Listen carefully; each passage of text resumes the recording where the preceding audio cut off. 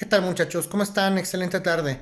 Espero que todos ustedes hayan pasado un fin de semana muy interesante con sus estudios, muy familiar, muy acongojado en cuestión de estudios. Por favor, les hago de nueva cuenta hincapié en que ya estamos en los últimos días, que si tienen alguna duda la hagan de mi conocimiento, estamos muy a tiempo.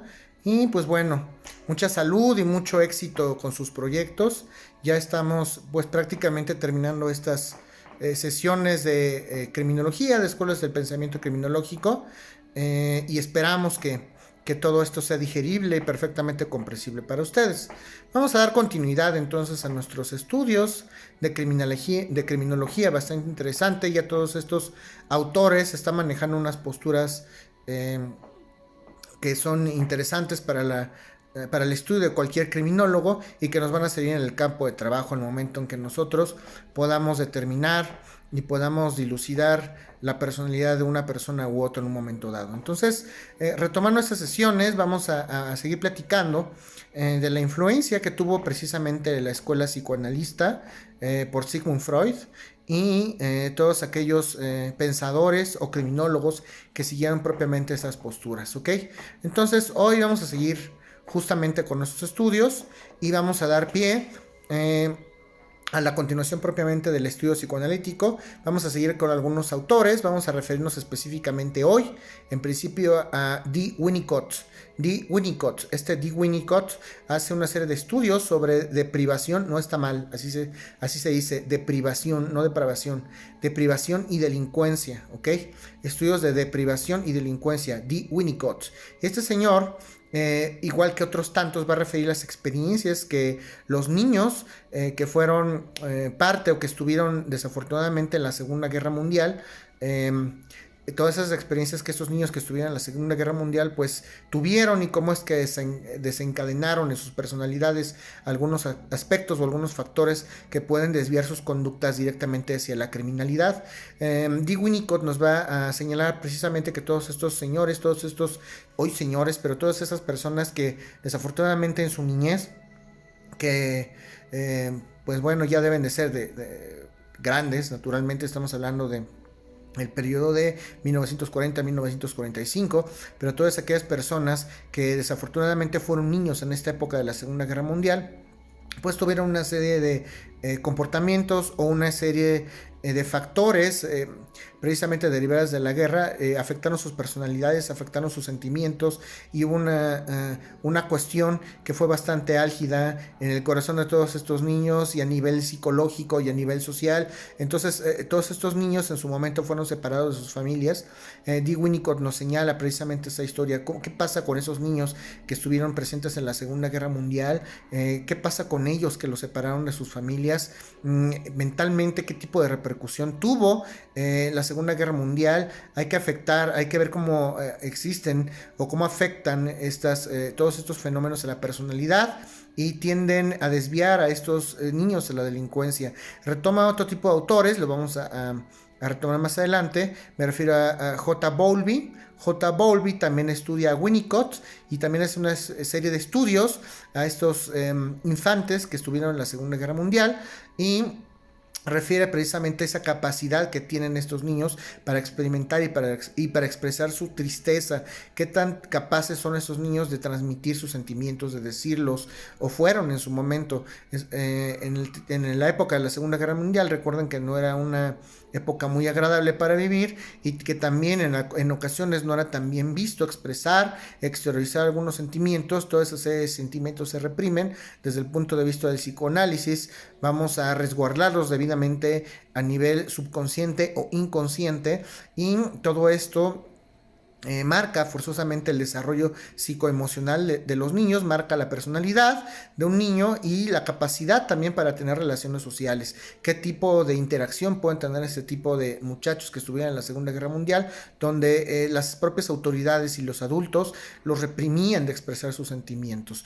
J. Bowlby también es una serie de estudios sobre la privación precisamente, de la privación afectiva y de la delincuencia. Recuerden que estos niños, refiriéndonos de nueva cuenta a los niños de la Segunda Guerra Mundial, pues fueron separados de sus familias en principio y en algunas ocasiones para salvar sus vidas. Podemos hablar de muchas facetas de la época que se vivió desde el punto de vista de los niños en la Segunda Guerra Mundial, de Japón, de Estados Unidos, de Alemania, de China, todos aquellos países que se relacionaron íntimamente a la Segunda Guerra Mundial, hasta con los mismos judíos. Entonces, los propios judíos tuvieron que ser separados de sus familias para que no los mataran en ese momento y, pues bueno, no podían prácticamente desempeñarse ni podían vivir de una manera normal propiamente. Todos estos señores que hoy son señores, antes niños, que vivían propiamente un encierro, vivían en casa. Y también nos va a hablar J. Bowlby, esta parte, por ejemplo, nos habla de las privaciones parciales, no solamente de las privaciones afectivas, porque las privaciones afectivas se dan cuando papá y mamá no están, simplemente no les dan cariño, y las privaciones parciales se dan cuando soy un niño y yo sí tengo a papá y mamá en casa, pero desafortunadamente papá y mamá no le dan la atención al hijo o al joven que necesita, simplemente los ignoran, se dedican a hacer sus vidas y están como ausentes en su vida sentimental, en su vida emotiva, en su vida psicológica.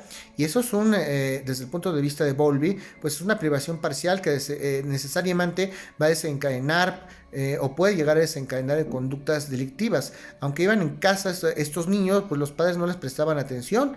Hay perturbaciones en este tipo de niños de manera física, de manera intelectual, de manera emocional, de manera sociológica. Obviamente se ven mermados para convivir con otras personas de su edad, de su posicionamiento social o ajena, ¿no? Entonces, ¿qué impacto tienen y qué tan posible es que estas personas que sufrieron este descuido en casa hoy sean desviados a cometer conductas criminales, ¿ok? Vamos a hablar entonces, con eso terminamos, es importante, con eso terminamos todas las teorías psicoanalíticas a nivel criminológico. Ya hablamos muchísimo de Sigmund Freud y de cómo es que sus estudios trascendieron e impactaron a nivel criminológico. Aquí en este momento damos carpetazo, cerramos el tema de Sigmund Freud y vamos a hablar de un tema interesante, y me estoy refiriendo a una serie de estudios antropológicos, obviamente desde el punto de vista criminalístico, estudios antropológicos de cultura y violencia, estudios antropológicos de cultura y violencia. Recuerden que la antropología es propiamente una ciencia, estudia al hombre, y vamos a estudiar al hombre desde muchos puntos de vista, desde el punto de vista social, desde el punto de vista económico, desde el punto de vista étnico y desde el punto de vista de su desarrollo, a lo mejor esa persona por territorio, y cómo esto puede propiciar a que el hombre en sí mismo llegue a cometer actos de violencia. Ese tipo de estudios se llevan a desarrollar propiamente entre las décadas de 1920 y 1930. Esta serie de estudios antropológicos de cultura y violencia, 1920 y 1930. Y pues hay por ahí algunos autores que destacan. Me refiero propiamente a Bronislaw Malinowski. Este señor habla de un postulado o de una teoría que él denomina la jurisprudencia primitiva. Jurisprudencia primitiva. ¿Y a qué se refiere esta jurisprudencia primitiva? Este señor Malinowski propiamente se va a caracterizar porque los estudios que hace son muy formales, son muy metódicos, dicen por ahí los autores, son sumamente sobrios. Todos los juicios de valor que emite Malinowski son sumamente estudiados, específicos, detallados y muy, muy, muy serios. No se basa en información que pues pudiera ser no fidedigna o pudiera ser volátil. Las fuentes que toma siempre van a ser muy formales, muy concretas, y algunas hay alguna obra interesante que hace Malinowski. Me refiero a Crimen y costumbre en la sociedad. Crimen y costumbre en la sociedad salvaje. Crimen y costumbre en la sociedad salvaje. Así se refiere la obra de Malinowski. Crimen y costumbre en la sociedad salvaje.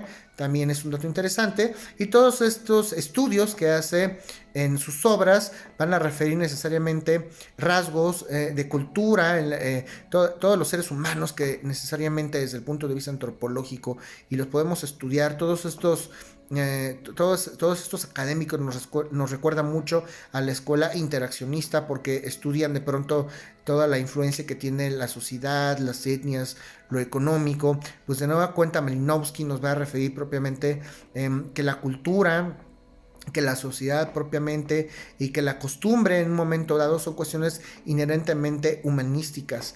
La teoría en la cual se basa o se estructura Bronislaw Manilovsky es funcionalista. Él se conoce como funcionalista. Propiamente estos estudios que hace de cultura, de disciplinas sociales, se los considera como desde el punto de vista humanísticas. Necesariamente vamos a hablar de ciencias sociales y bueno, pues Malinowski va a hacer una serie de estudios con base en hechos objetivos, en hechos observables, prácticamente hablando de un método debidamente estructurado, sumamente científico. Recuerden que las ciencias no necesariamente tienen que llevar a cabo un método en particular, pero este señor lo hace de una manera muy metódica, prácticamente científico. Todos aquellos hechos observables los recoge cuidadosamente del terreno, del entorno, y todas esas estudia también las interrelaciones. Comenta que las interrelaciones entre los criminales y la gente que no esté desviada son vivas y dinámicas. Propiamente la sociedad es salvaje y nos refiere leyes que son presuntamente naturales, que todos estamos inmiscuidos y subyugados a cumplir en todo momento esta ley salvaje, porque es la que nos rige en la actualidad. Habla de ciertos fenómenos que nosotros como seres humanos no podemos manejar ni podemos manejar en ningún momento. También hablamos de relaciones económicas, relaciones económicas por terreno, por etnia. Hablamos propiamente del dolor ceremonial. Empezamos a estudiar desde el punto de vista antropológico todos aquellos fenómenos que de pronto pudieran ser derivados de un ser, de un ente que propiamente actúa con razón. Nosotros como seres humanos fuimos los que desarrollamos y creamos ritos, creamos religiones con base en ello, y desafortunadamente pues también hemos tomado este estandarte de la religión para llegar a cometer una serie de actos violentos, una serie de actos que pudieran atentar incluso contra la humanidad misma, por defender una postura. Nosotros como seres humanos siempre defendemos una postura y eso nos lleva propiamente al caos, nos lleva a la destrucción. Hablamos de una sociedad salvaje, repito, Malinowski considera que somos totalmente una sociedad salvaje. Las relaciones que tenemos con los demás siempre las estaremos comparando. Me refiero a relaciones económicas, relaciones naturales, relaciones, hablamos del dolor ceremonial. Cuando nosotros hacemos un rito en la iglesia, veamos simple y sencillamente a Cristo en la cruz. ¿Qué dolor significa para nosotros? ¿Por qué crucificamos o por qué santificamos al dolor mismo? Desde el punto de vista de Malinowski, nosotros tenemos una idea o tenemos un estigma basado en que el dolor debe de ser adorado, debe de ser ceremonial.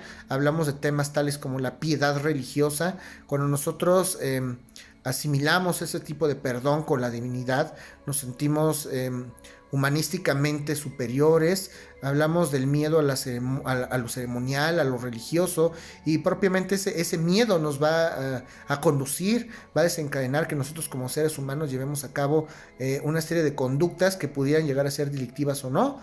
Pudiera ser incluso un freno o no un freno. Hay gente, fanáticos religiosos, que han matado con motivo de su religión. Veamos simplemente las sociedades de Medio Oriente, hablemos de Afganistán, de Irán, todos esos países pues que desafortunadamente se lo han tomado un poco a pecho, y pues no tendríamos por qué estarnos matando entre nosotros. Todos estos fenómenos que son meramente humanísticos y que se estudian desde el punto de vista antropológico. ¿Qué significa llorar una muerte? ¿Qué significa cuando una esposa llora a un esposo por su muerte? O cuando un esposo llora a una esposa por su muerte. La ley natural, refiere Malinowski que la ley primitiva es impositiva. ¿Qué quiere decir esto? La ley más fuerte, la ley antigua, la ley salvaje, no tiene facetas, no pregunta, no hace distinciones de ningún tipo, simplemente se aplica y ya a quien se le tenga que aplicar. Y la ley criminal es una jurisprudencia primitiva. Precisamente en esta etapa primitiva, la ley salvaje o la ley primitiva es impositiva, se aplica sí o no, sin hacer ningún tipo de disposición y consecuentemente, o de diferenciación, y consecuentemente la ley criminal asemejado precisamente a una figura tribal, la vamos a conocer como jurisprudencia primitiva. Hablamos también del tema de los suicidios. Fíjense qué sociedad tan encarnizada somos. El tema de los suicidios se ve mal, se ve bien, está permitido, no debería estar permitido que una persona atente contra su vida, se quite su vida. No hablamos de cuestiones tan contemporáneas como la eutanasia y todo ese tipo de situaciones. Simple y sencillamente hablamos del derecho a la vida, del derecho a nuestra vida, del derecho a disponer sobre nuestra vida, y en una sociedad salvaje y primitiva como la que estudia Malinowski, pues necesariamente hay que estar peleando momento a momento, evolucionando. Solamente aquel ser que logra adaptarse al medio, en términos de Charles Darwin, podría adaptarse al cambio, podría evolucionar, ser parte del cambio. Recuerden ustedes entonces la propiedad primitiva, el salvajismo, los salvajes y las formas de trabajo que se dan en la sociedad primitiva son ideas desde el punto de vista de algunos autores. Vamos a manejar por ahí un autor, me refiero a Óscar Fernández Álvarez. Óscar Fernández Álvarez va a definir algunos puntos interesantes de las doctrinas de Malinowski y va a hacer énfasis precisamente en que la sociedad salvaje hace un énfasis muy marcado en la propiedad individual, la propiedad privada, y desde entonces por eso podemos entender desde el punto de vista de Óscar Fernández que el concepto de propiedad es un concepto arraigado de manera primitiva. Nosotros tenemos, y de las primeras cosas que protegemos por instinto es la propiedad. En su sistema de trabajo, desde el punto de vista también de Óscar Fernández, los salvajes, nosotros como hombres salvajes, tenemos formas de trabajo muy atinadas, muy estructuradas, muy sistematizadas, y también como sociedad salvaje somos individualistas y egoístas. Todos aquellos seres humanos absolutamente todos tenemos raíces salvajes, primitivas, tribales. Por instinto tenemos que ver por nosotros mismos, antes que ver por la supervivencia de las personas que están junto a nosotros o al lado de nosotros. Tenemos que ver por nuestra propia existencia, por nuestra propia vida. La interdependencia precisamente permite al hombre, y no el miedo al castigo. Hablamos de esa independencia o esa relación que tenemos con los demás. Eso permite al hombre cumplir sus obligaciones y no precisamente el miedo al castigo. Entonces es importante saber qué tipo de miedos o qué tipo de factores a nivel social, económico, cultural, antropológico influencian en nosotros para que cumplamos nuestras obligaciones o para que nos desviemos al camino criminal, ¿ok? Y pues bueno, por ahí también hablamos de Ruth Benedict. Ruth Benedict, esta señora también estudia propiamente, hace una serie de estudios sobre antropología, cultura y violencia, pero vamos a referir el crecimiento, cultura y conflicto propiamente de la personalidad de los seres humanos.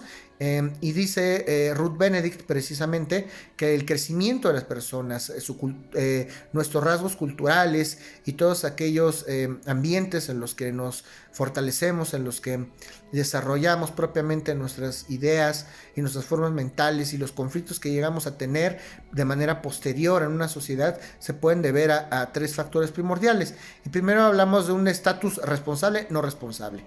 ¿Qué tantos conflictos podemos llegar a tener con la sociedad? Con una cultura determinada, con nuestro desarrollo, nuestro pensamiento criminal. Todos estos conflictos se van a basar, este conflicto para desarrollarnos como persona, para desarrollarnos en un ambiente cultural, todos estos aspectos de crecimiento cultural, ideológica, se van a basar prácticamente en tres estadios. Y el primer estatus, hablamos del estatus responsable y no responsable, las personas que pueden ser capaces de asumir sus propios actos o no. Responsabilidad precisamente es esa capacidad que tenemos para hacer frente a nuestros actos. Entonces, ¿quiénes de esas personas, o quiénes de las personas con las que nos rodeamos en la sociedad son capaces para hacer frente a sus actos o no? En segunda instancia hablamos de la dominación contra la sumisión, aquellas personas que propiamente se prestan a ser sumisos, que de alguna manera son personas que se dejan dominar por los demás, que no tienen la personalidad tan marcada, tan fuerte. Respecto a eso, pues todos en algún momento de nuestras vidas, al estar en estado vulnerable y de indefensión, podemos prestarnos y ser parte de un cuadro de sumisión. Pero ¿qué tenemos que hacer nosotros para dominar precisamente esa sumisión? Y ese es el segundo estadio, ¿ok? Y el tercer estadio, hablamos precisamente de la actitud sexual contrastante. Actitud sexual contrastante. ¿Qué facetas podemos llegar a tener los seres humanos desde el punto de vista sexual? A lo mejor de un día somos una cosa, otro día somos otra, un día nos sentimos muy álgidos y otro día nos sentimos sumisos, y otro día nos sentimos cariñosos y otro día nos sentimos especiales y otro día somos agresivos, etcétera, ¿no? Entonces todas estas tendencias personales intrínsecas son las que pueden llegar a definir desde el punto de vista de Ruth Benedict nuestros conflictos para poder desarrollarnos socialmente y culturalmente con otros individuos, ¿ok? Y así está la situación. Vamos a hablar de otra autora, y me estoy refiriendo propiamente a Margaret Mead. Margaret Mead va a hacer una serie de estudios respecto de cultura y personalidad agresiva. Estudios de cultura y personalidad agresiva, Margaret Mead. Y Margaret Mead nos habla de todos aquellos factores, empieza a determinar que para que nosotros podamos desarrollar nuestra personalidad desde el punto de vista agresivo, hostil hacia la sociedad, pues depende de muchos factores, entre ellos el factor cultural, qué tanto acceso tenemos a la educación, qué poco dinero, qué mucho dinero tenemos para tener acceso a una cultura digna, decorosa, y no a tener todas estas deficiencias. También determinamos que todos estos conflictos desde el punto de vista de Margaret Mead, todos estos conflictos que presentan los criminales, se pueden llegar a dar desde el punto de vista hereditario, como comentábamos, desde el punto de vista cultural, naturalmente, e individual. Todo esto se da a nivel individual. Los delincuentes los vamos a trabajar a nivel individual. La tarea propiamente del individuo desde el punto de vista de Margaret Mead, pues es la búsqueda de su identidad. Y para buscar la identidad, para que un individuo busque su identidad, necesariamente tiene que encontrarse posicionado psicológica, mental, afectiva, culturalmente en un entorno determinado. La naturaleza entonces humana no es rígida ni es inflexible, sino es dinámica, que está en constante movimiento y es adaptable, se puede adaptar a las circunstancias y los ritmos precisamente, y a los ritmos culturales, es decir, a los cambios, a esa serie de cambios y de frecuencias culturales, antropológicas, económicas, todos esos ritmos culturales nos van a hacer más fuertes y estos factores van a ser más coercibles que los factores psicológicos para que podamos nosotros delinquir o cumplir nuestras obligaciones en un momento dado. ¿Qué impacta más sobre nuestras vidas? Desde el punto de vista de Margaret Mead, es importante que hagamos alusión a estos comentarios porque para nosotros puede afectar más en un momento dado la opinión que pudiera llegar a tener una colectividad, nuestros amigos, nuestra sociedad, nuestros papás, que propiamente pues leer un libro o abocarnos a un buen consejo. Es para nosotros nuestra sensibilidad, nuestra vulnerabilidad, es precisamente el contacto humano que tenemos desde el punto de vista con Margaret Mead. Y bueno, son todos estos factores culturales, sociales, son más fuertes y más marcados que los ritmos o los factores psicológicos. Lo que hay en nuestra mente también de pronto puede llegar a ser no tan importante. Nos ponemos a dudar si nosotros tenemos una personalidad y una mente que pudiera llegar a ser insegura. Nos ponemos justamente a analizar qué es más importante, si lo que nosotros pensamos o lo que está socialmente mejor visto. Hace también Margaret Mead una diferencia muy marcada entre jóvenes, entre las culturas que hay entre los diversos países del mundo, entre los jóvenes orientales, los jóvenes occidentales, la moralidad que tienen cada uno de ellos, qué tan hostiles son las personalidades de estos jóvenes en las diversas culturas. Hablamos también del Medio Oriente, de las familias. Ustedes recuerden qué tipo de vida hay allá, cómo es. Definitivamente la juventud no es igual y nuestros muchachos o nuestros adolescentes y niños definitivamente no tienen los mismos comportamientos, las mismas costumbres, no existe la misma afección, o por lo menos es una costumbre que social y moralmente no está muy marcada.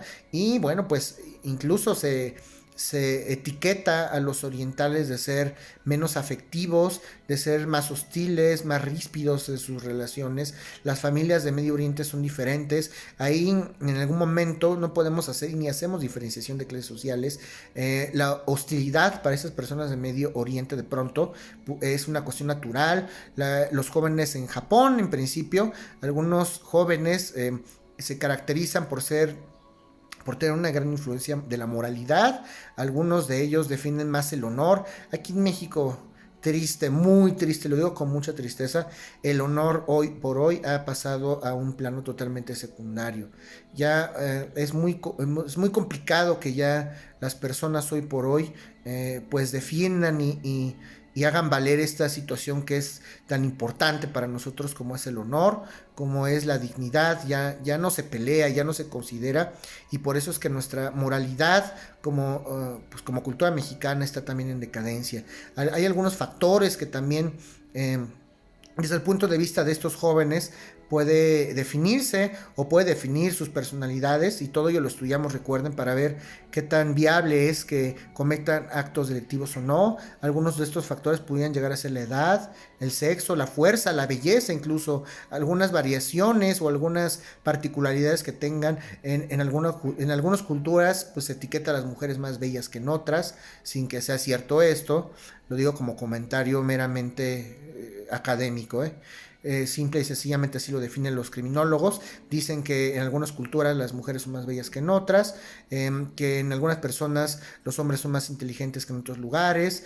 Hay diversas variaciones desde el punto de vista económico, desde el punto de vista espiritual, religioso, y quién es el más dominante. Finalmente vamos a pensar quién de estos personajes con características, con atributos sobrados, quién pudiera llegar a ser más dominante, quién pudiera llegar a tener más poder, y ese poderío en sí mismo puede llegar a inferir o a desviar a las personas con un exceso de poder para la comisión de conductas posiblemente delictivas. El factor genético, sin lugar a dudas, es un detonante.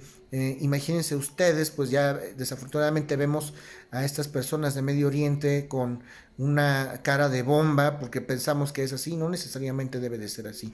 No todas las personas de Medio Oriente que estén en otro tipo de países es que van a venir y van a ser kamikazes y pues no necesariamente, pero precisamente desde el punto de vista de MIDI es que retomamos todos estos factores que inciden. A lo mejor esas personas son personas buenas, y nosotros como sociedad empezamos a abrumarlos, a orillarlos, y gracias a este tipo de actitudes que nosotros mismos como sociedad cometemos, pues desencadenamos conductas y personalidades ríspidas para que el día de mañana cometan conductas criminales, ¿ok? Bueno, muchachos, dejamos ahí la clase de hoy. Ya nos faltan por ahí nada más dos temas. La siguiente clase abarcaremos el primero de ellos. Vamos a entrar a estudios de victimología, va a ser interesante. Otra de las facetas propias de la criminología, escuelas del pensamiento criminológico. Por fin entramos a victimología, muy interesante. Y ya estamos también en los últimos momentos de este curso. Les pido por favor que me hagan llegar sus dudas, sus inquietudes, todo aquello que no entiendan, todo aquello que se les dificulte. Yo sigo formalmente a sus órdenes por los canales que ya conocen: WhatsApp, chat, correo electrónico, Classroom, y no dejen de preguntarme porque estamos ya en los últimos días. Saludos a todos y tengan un excelente inicio de semana, muchachos.